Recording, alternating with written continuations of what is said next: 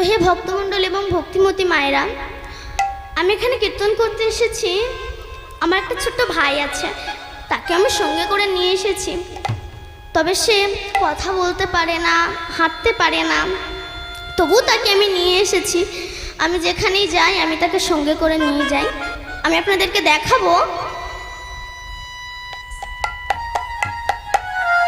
এই হচ্ছে আমার ছোট ভাই, এর নাম রেখেছি আমি গপু সোনা।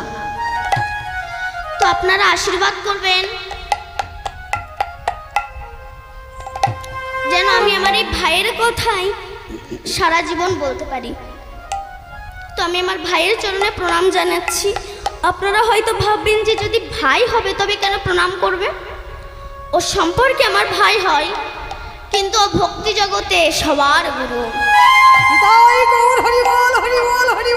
কারণ